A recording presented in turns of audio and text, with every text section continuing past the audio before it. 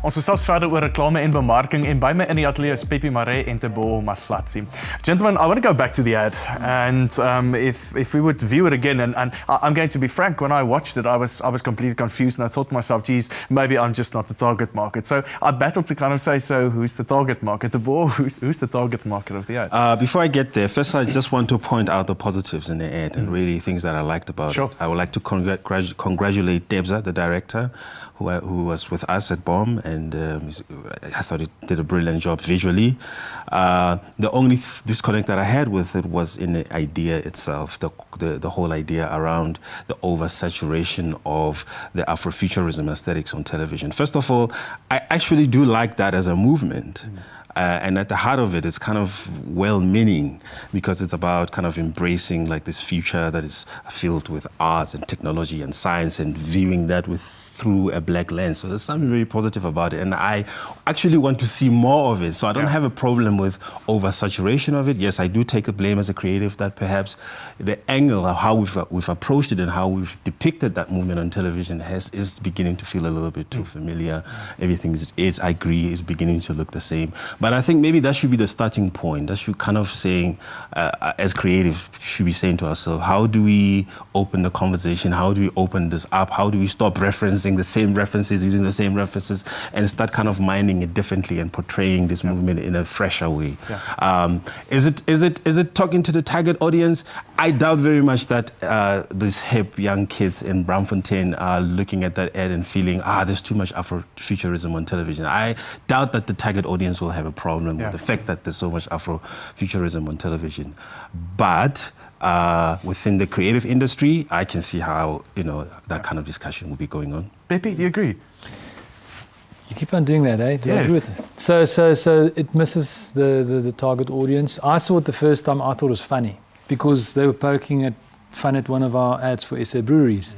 They were poking fun at another commercial for Absolute Vodka.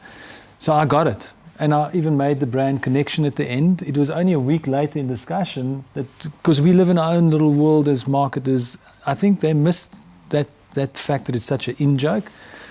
But I would argue that what if that little in-joke pushes us beyond this one take that we've got on our communication, pushes us into a whole new fresh direction, and suddenly between at least our agency and anyone watching now, we start creating a new view in a different lens, and suddenly there's more diversity. Then I think the ads did a great job, And Nando's poke fun at government, why not poke fun at advertisers? But yeah, it's quite niche. If I were to show you guys the ad again and we looked at it, we're not going to look at it now, but if there was no Nando's ad at the end, I could have placed any logo at the end.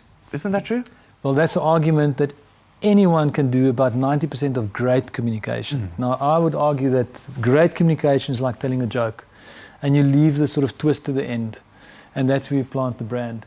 That's what we see works the best, and for years to come, that will work the best. So I don't mind that the brand comes in at the end. I don't mind that you go, okay, but you can put anyone there and have it. They have that point of view first. It's in line with how their brand do behave. They give social commentary, and they're giving a social commentary on a niche market.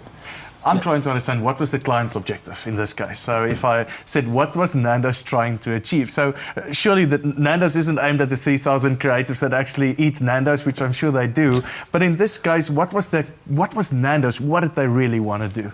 If this was the outcome, the origins of the ideas are there around what the objective might have been in the line around the different flavors. So perhaps there could have been a little bit more cinematically, a little bit more, they could have shown us a little bit more of what that means, different flavors. What is the alternative to this oversaturated Afrofuturism that they think there is? What is the alternative of that? So maybe perhaps they could have given us a little bit of indication of what those different flavors are. How can those be represented? I can remember when I worked for the bank, it was always this debate. So what money do you spend on brand building work, and what money do you spend on real functional advertising, hard retail and selling? So in this case, how do you decide what's good for business and what's good for the brand? I think what's good for the brand is good for business. And I'm fascinated by that term called hard working for rubbish. That we term that hard working, the sort of hard retail, that's hard working. I would argue that emotional connecting advertising works much better for the brand and hence gets much more return definitely in my mind, that's what I aspire to do more of. And I do think for anyone who doesn't get that ad, you're going to get like a beautiful visual feast and a brand at the end, and there's going to be some linkage. Can we always do better? Of course. Every job can be better than the previous one. Yeah, I'm always scared to ask this question. If you could have shot the ad differently, how would you have shot that? But it's a good question. This is your field. It doesn't mean that you're critiquing the ad. It says, what would you have done differently? No, I don't think I would have done anything differently, except perhaps maybe at the end, just kind of, as I indicated earlier, how to represent this idea of different flavors cinematically. How do you, so that at the end of the ad, you take out what you remember as something different from the stereotypes that they are pointing out. So they always say that clients aren't bold enough, and that's what creative agencies actually say.